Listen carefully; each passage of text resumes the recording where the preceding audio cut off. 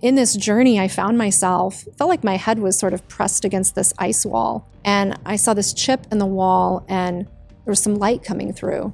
I had this thought, like, have we as humans at this moment in time hit the outer limits of our original programming? It came to me because it's like the world's so chaotic right now. There's so much going on, so much distraction, so much noise. Wouldn't it make sense if you were someone programming a video game that as the people or the entities inside of the video game began to hit the outer limits of what you programmed that game to be? Wouldn't it make sense that you wouldn't want them to discover that? You don't want them to discover that that's a fake door or a wall they can't go through. They have to turn around and go somewhere else. You don't want them to discover that if you don't want them to know they're in a video game. So what do? Wouldn't it make sense that the programmer at that point would begin ramping up chaos and distraction to avoid my having the bandwidth to ask the question that could end the game for its creator? It seems relevant that since no... Hey guys, I'm Aubrey. On this show, we explore the intersection of mysticism, technology, art, and transpersonal experience. I'm an entrepreneur, author, and cosmic advisor, covering human consciousness and the larger forces shaping our collective destiny. Welcome to The Infinite Drop. Hey guys, welcome to season 2 of The Infinite Drop. I'm so excited to be here today on video, totally brand new format for the show. All last season was audio. This is really exciting this season to be here. I'm on a set. As you can see, there's new podcast art. I'm in a studio in Nashville. So I imagine these first couple episodes, it might not come across the way that you're used to hearing me in season 1. I know that I'll ease into things, and I just appreciate all of your grace as I'm exploring this whole new way of doing things. There's a camera in front of me and there's lights and microphones. There's a producer. And my goal this season is to record as many episodes as possible using video. It's just a format that I know I appreciate when I'm watching podcasts, and it's one I wanted to explore. In today's episode, what I want to do, I'll go through kind of 4 sections. I'll be sure to bookmark this so that if you're not interested in one of the sections, you can just skip past it. But in today's episode, I'm going to share a bit more about why I'm shifting the focus of the show. Second part, I'm going to pull up some super old Twitter posts from my account, formerly Twitter, now X. I started posting on Twitter in 2013, and I got down a rabbit hole this week, re-looking at all the stories and the people that I was sharing out back at that time. And surprise, surprise, it had to do with machine learning, artificial intelligence, consciousness, meditation, all the things I'm passionate about. I was actually surprised, though, to remember that I was sharing these things and attending events about this way back then. Like, I didn't even remember I'd been doing this that far back. So second part of the episode, we'll do that. Third part reminded me about 2 really culturally relevant books. And I do a little bit of a breakdown on those 2 books in that area. Finally, I'm going to share a little bit more about my career backstory. I think it's relevant for you to understand that and to understand why I want to be having these conversations and why I'm maybe well positioned to have these kinds of conversations. So we'll jump into part 1, why the season is shifting a bit, a lot, not a bit. For the past 3 months, I have been deep in reflection and really refining where I want to place my focus, not only in life, but also with this show and the conversations I'm having. And as part of that, I took a self-guided journey, really came into a moment of having a big question just hit me all at once. And that question was, who or what is benefiting from me having conscious awareness? Like, who is deriving value from me being aware of myself? I actually found myself talking out loud to myself. It was in somewhat of a sarcastic voice, contemplating and saying, to whom do I owe this great pleasure? Like, being here in this world, like my consciousness, who can I say thanks to? And I was feeling a bit of, I don't want to say anger, but definitely like there was some sarcasm in it. There's a lot of energy that is output by our abilities to have conscious awareness. Energy is usually harnessed and used. That's what we do with energy in all facets of life. So who's harnessing that energy? Who's using that energy? This is one of the areas that had me more interested in thinking about the rise of quantum computing and artificial intelligence and the rise of digital currency and cryptocurrency and creating something out of nothing. I'm an early adopter of cryptocurrency, and it doesn't make any sense, right? It does, but it doesn't. These are the things that are on my mind right now. I went back to my old Twitter feed, now X. I saw this tweet and I had put it out. I read it, and don't get me wrong, like, I believe in the idea of a grand architect and infinite intelligence. I pray to God. I ask for guidance. I know that there's something bigger than me. I respect that and I appreciate that. But I'm also very curious at the same time. Like, looking at this tweet, like, why did I believe it was necessary, or why do I believe it's necessary or helpful to surrender completely? And of course, my brain comes back and it's like, I could hear, well, it's faith in God. You just have faith in God, or it's for your benefit. This is for you. You chose to do this. You wanted to come down here. You chose this, all of this, all the things that we hear, right, in the different belief systems that are prevalent today, New Age, religion. But for what? For what end? To what end? I sit there and I just start laughing. I mean, if you think about it, it kind of sounds like something a kidnapper would say. I mean, you could even say it sounds a little bit like manipulative, right? I'm not saying that it is, and I'm not saying this theory is true, but I'm kind of zooming out from the stories that we tell and the beliefs that we have and the fables and the myths, and really considering, like, it's a big possibility that there is something benefiting from our consciousness that we haven't identified yet. I mean, that is the case. We haven't identified it yet.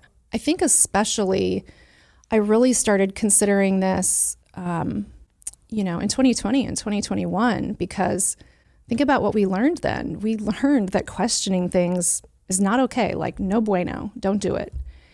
I mean, it was things that made a lot of sense to question, and we're now sitting a few years later going, we probably should have questioned that a lot more. And there were quite a few of us that were, but we got smacked down pretty hard for doing that. We're told, like, don't, like, just believe what you're told.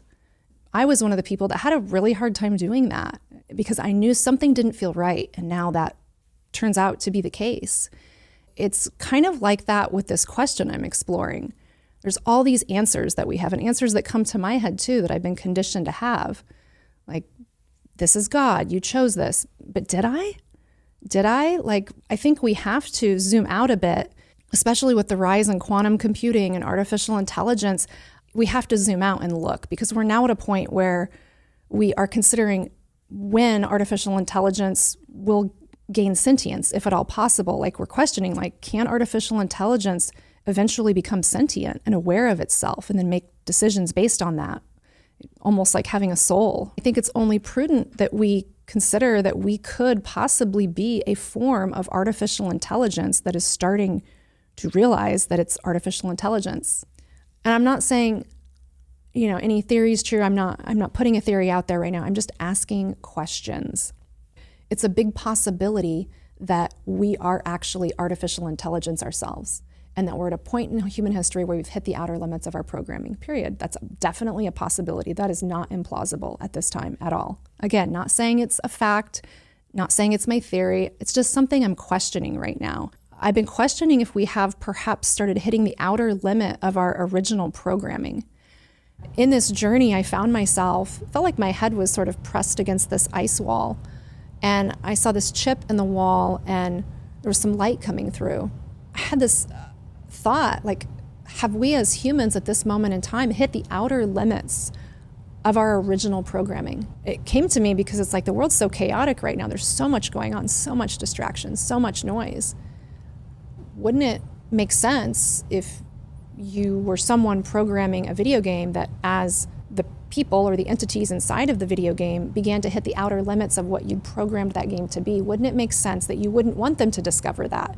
You don't want them to discover that that's a fake door or a wall they can't go through. They have to turn around and go somewhere else. You don't want them to discover that if you don't want them to know they're in a video game. So what do? Wouldn't it make sense that the programmer at that point would begin ramping up chaos and distraction to avoid my having the bandwidth to ask the question that could end the game for its creator, right? If you're in a video game and it's been programmed to a certain limit and you hit that limit, you're going to stop playing the game. The game's over. The person that created the game, right? You don't play that game anymore. It's done.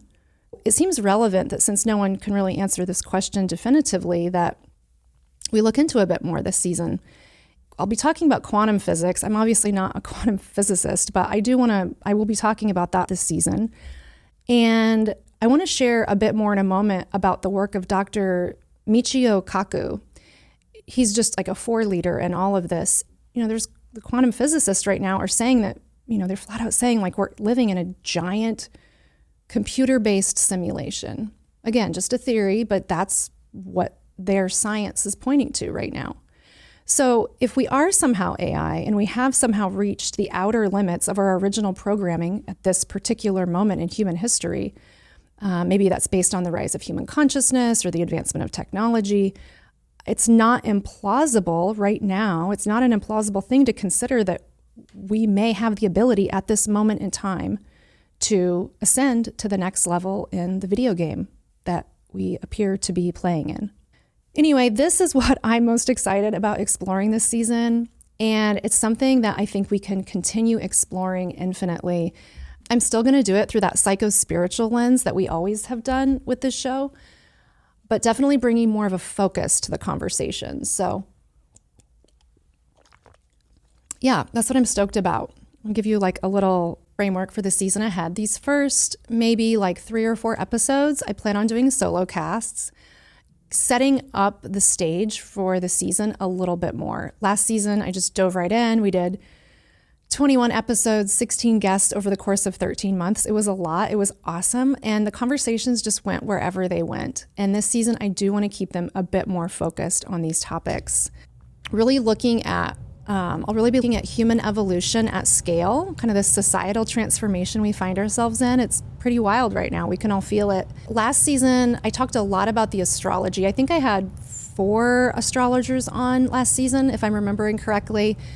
We will be talking about that somewhat, but it won't be as big of a focus. It is important to acknowledge that we're having like unprecedented radical astrological shifts right now.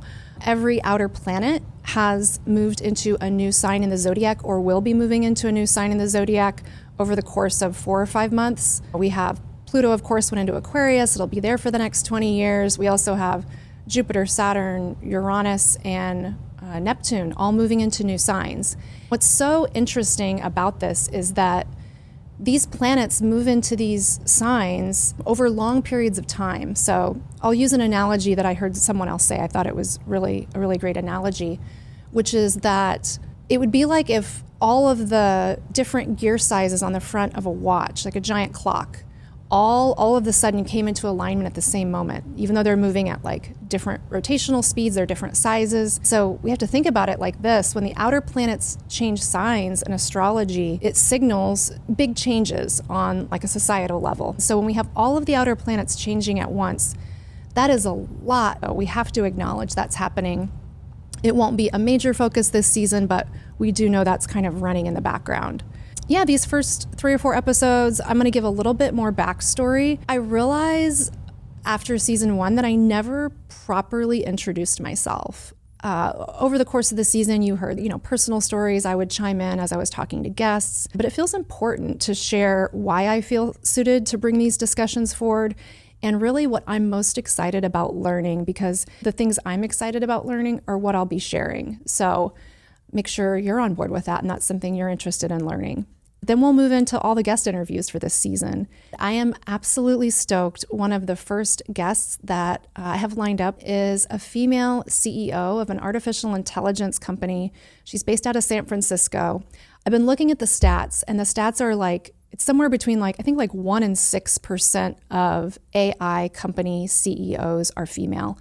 So I'm very excited to have this guest and super interested in hearing her perspective on things. She's in the health and wellness space. That'll be one of the first guest interviews that we do. I want to go ahead now and jump back into my X archive posts. They're not archived, they're still public. You can see them, but back in the day. And if you look at this tweet, this is back from July 12th, 2013. I'm actually referencing Dr. Michio Kaku. Again, he's a theoretical physicist. He's one of the founders of string field theory. He is highly respected and awarded for his work. He's written all these books, and he addresses how science fiction technology will become possible in the future, or could become possible in the future. He really explores in his career, has explored the concepts of higher dimensions and how they might have influenced the universe's creation.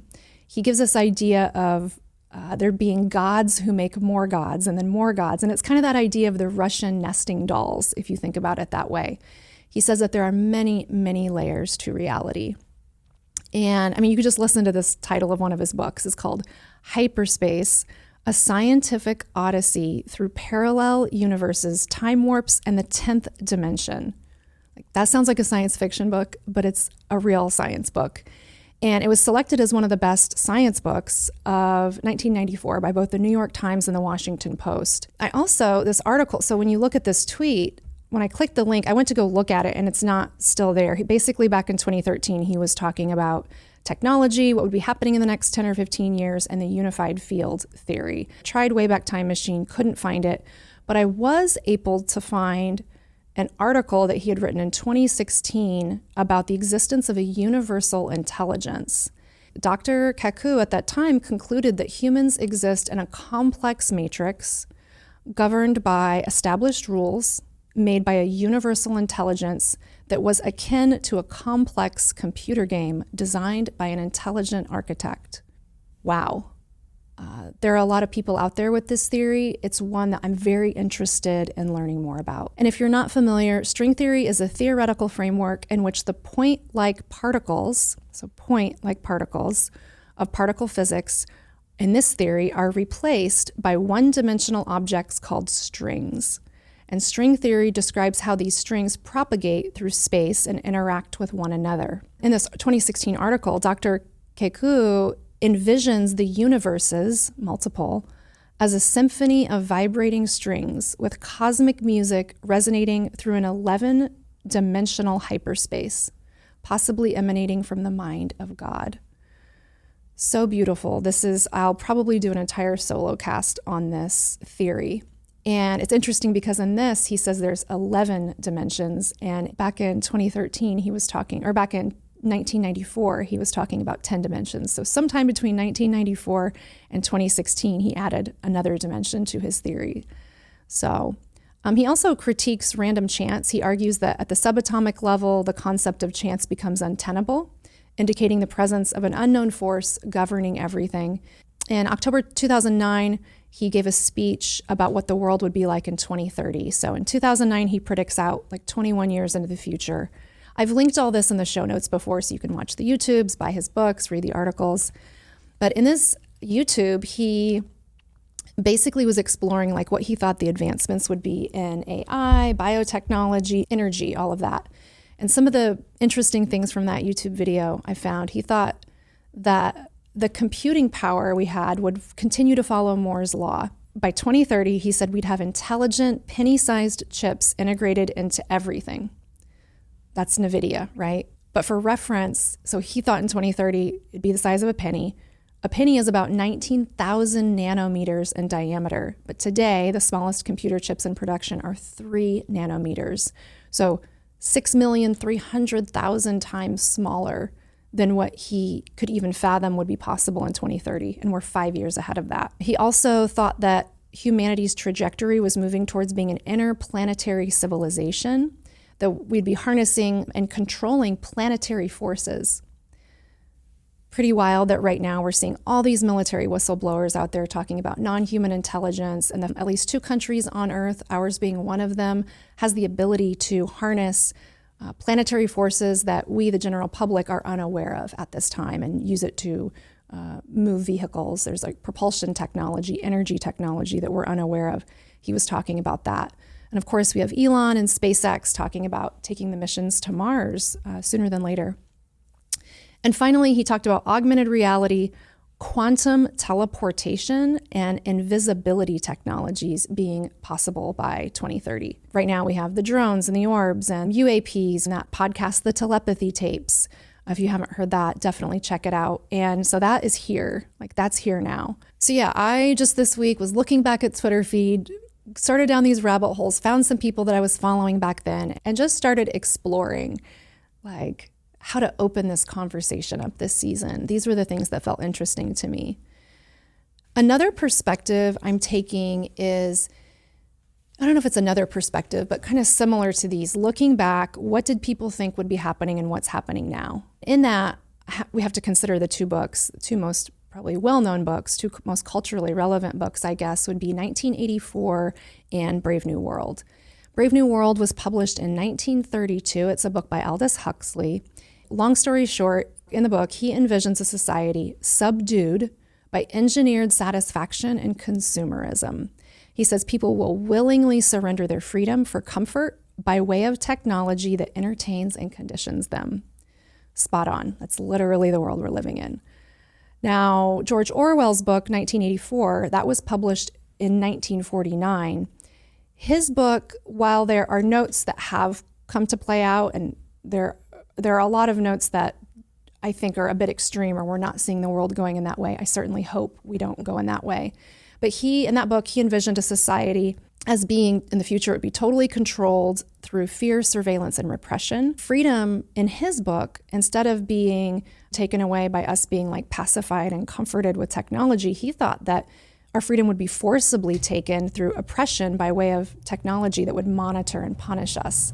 And we saw a little bit of that, right? We've seen that. We've seen where the technology in place now, that can happen. We saw it happen in 2020, 2021, 2022. We saw people being silenced through fear, and we saw ourselves being monitored through technology and these very highly questionable fact checkers that, were they checking facts? Because it was very contested, let's put it that way. I was just comparing some of the top predictions, and if you haven't read the books, linked below, I don't believe I've read Brave New World. I don't remember reading it, but I did at some point read 1984. It was a crazy long time ago. So I went ahead and used AI. I used ChatGPT to remind me what these authors were warning us about. And in Brave New World, I'll bring up 8 points that he brought up that I feel like are relevant. The cloning of humans, mass production of humans for specific societal roles. I don't see that happening. I mean, there is human cloning, supposedly, that's happening already. We have escapism through drugs. Pleasure-inducing drugs would keep the population docile and content and help us avoid emotional discomfort or any rebellion from happening. He said consumerism would become a religion. Our society would be driven by relentless consumerism. We would actually be sustained. Economic stability would happen through endless consumption and waste. He talked about the erasure of family love and traditional family structures and relationships. He said emotional bonds would eventually be replaced by state-managed detachment. We can, of course, see indicators of that everywhere. He also talked about a hedonistic culture where instant gratification promoted with sex, entertainment, and pleasure would be there, and we would see those as some of our highest values. He also talked about the suppression of intellectual growth and how critical thinking and individuality would be discouraged. Ding, ding, ding. Like, that's definitely happening, and no clearer evidence of that than what the world went through starting in 2020. He also talked about predictable behavior through conditioning, where citizens would be conditioned from birth to conform and avoid questioning societal norms. I mean, 3 of these things we just have such strong evidence for, and they're warnings. They're warnings. These are not good things. And finally, he said technology would be used as a tool of control, where any advancements made in technology would just be used to pacify, entertain, and manipulate rather than liberate people. Then we moved to 1984 by George Orwell. He, again, took the more, sinister or darker view on things. Some of those things have played out. I think it leans a little too far. I think we are in a moment of time where humanity is waking up and pushing back and rebelling against this kind of idea of a totalitarian or fully technocratic state. I think we're pushing back on that.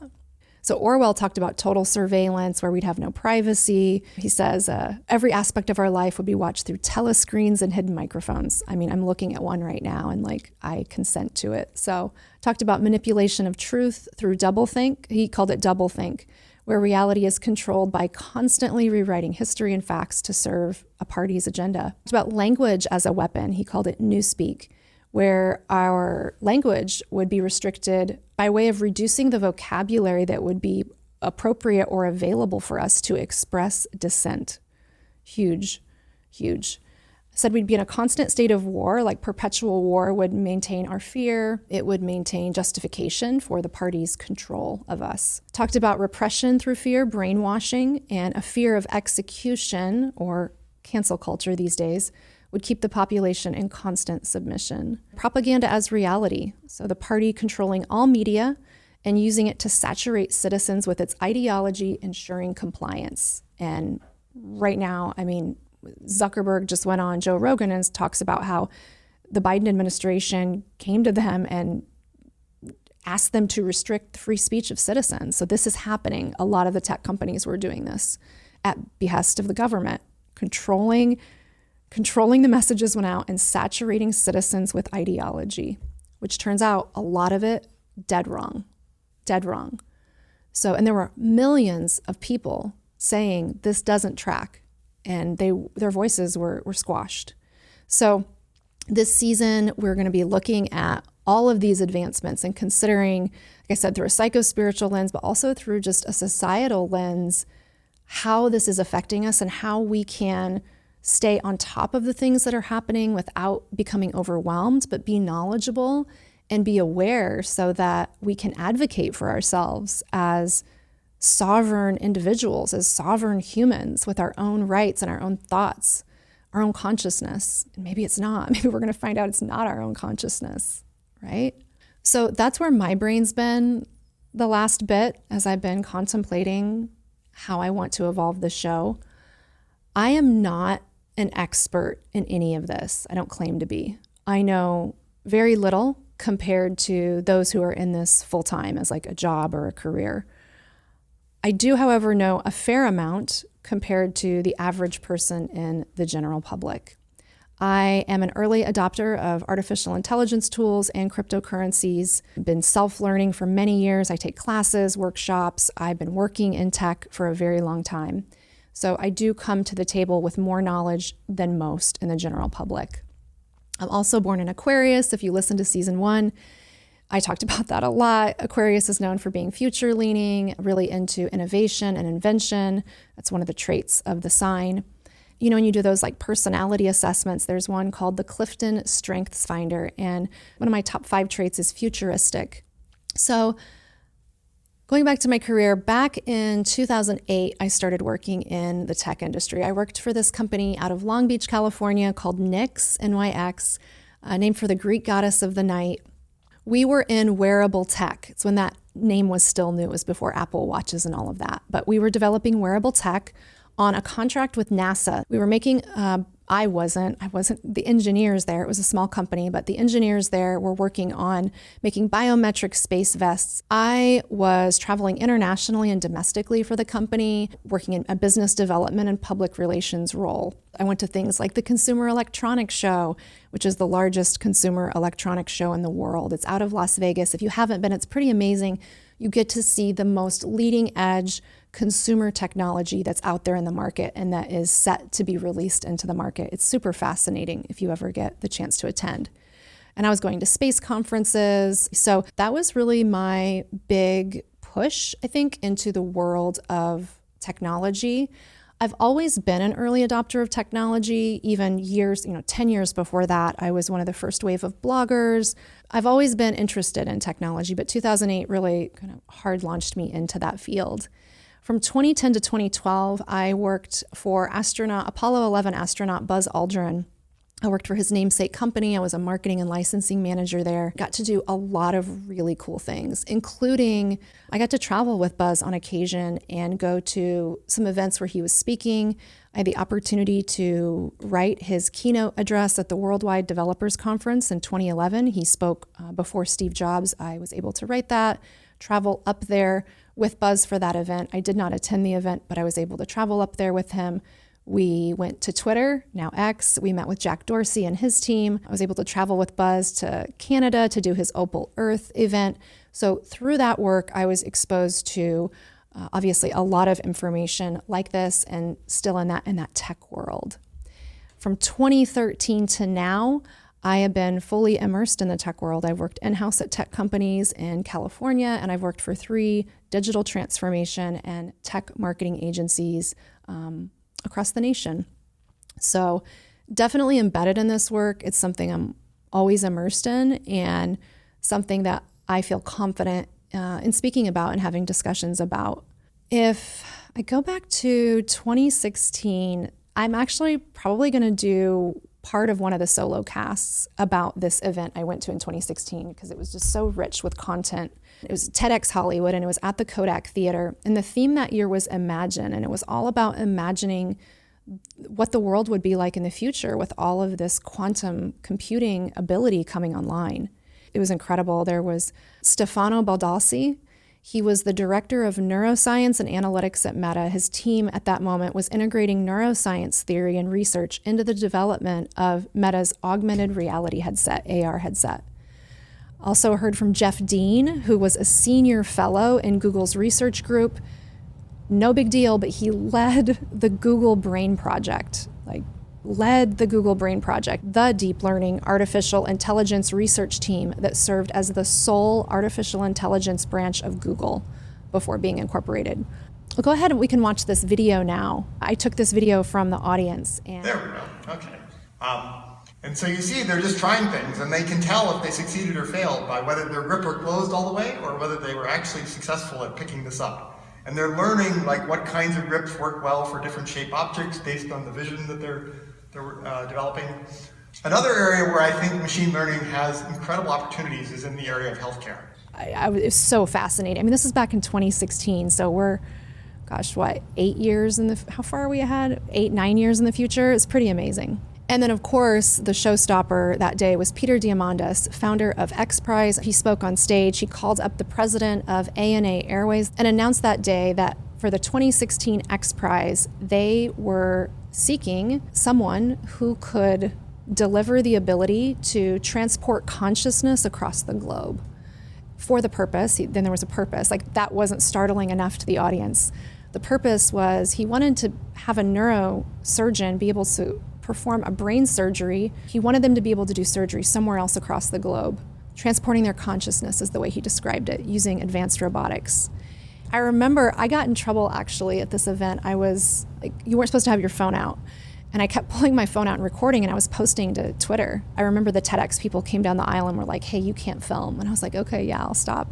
And I put up another video. I put up the video of Peter making this announcement. I think I was the first person on Twitter to kind of break that because we weren't supposed to be filming, and he made the announcement there. The X Prize actually liked my tweet, so I felt okay about it. So on the next episode, that's kind of like the tech side of my background, and that's important, I think, to lay a little bit of a framework. Next time I want to get more into the backstory on the analog side of things in my experience and in my career. It's critical, and it's something I'll be talking about a lot this season, that we retain and continue to evolve our humanity in the face of all this.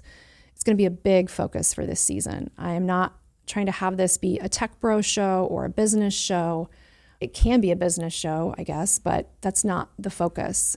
The focus is really for us to learn how to adapt as humans in the machine age. Speaking of that, I wrote a book called Human in the Machine Age, a blueprint to reconnecting with your body's wisdom. I just published it on Amazon just for $9.99. I only get $3.80 of that. Amazon takes most of it. So it's very low cost, $9.99. It contains resources and information that I have, that I'd collected over a long time. There are playlists, like music playlists, there's guided visualizations, there's a bunch of bonus digital materials that come with the book for free. So if you want to check that out, I'll link it in the show notes as well. Yeah, for this season, I am just really excited for us to learn and adapt together. Probably know this, if we're talking about in the grand scheme of things, I know as much as you guys know. I'm very much a beginner in this. I know a little bit, like I said, but I'm doing this season so I can learn more. I think it's important for all of us to have awareness and excitement for the future. This ship has sailed. The things I saw in 2016 were already in present day reality, and now we're all these years in the future, this is here. Nobody's going to protest this and make AI go away. Like, that's not going to happen. And so I think the best way to lean into this is with curiosity and surrender. And that's what I'm doing. And I would love if you guys join me this season on the journey. I feel like adaptation is really the path that feels best in all of this, like learning how to adapt, being curious and adapting. We're going to have a lot of fun. We're going to blend philosophy, practical insights, do the psycho-spiritual angle you're used to. If you aren't already subscribing and following, please do that. Please hit subscribe and follow. Last time I looked, I think about 20% of the audience globally is subscribed. It would mean so much if you did that. It really pushes the content to the top of the algorithm for all of the AI that is scanning this content to see what is most valuable to show its audiences.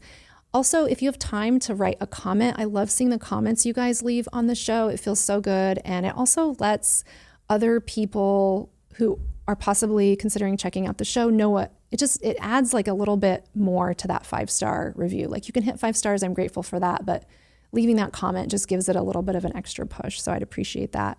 Yeah, that's what I have for this episode. I'll see you guys next time. Until then, take care and we'll talk soon. Keep exploring, keep questioning, and stay immersed in the infinite drop.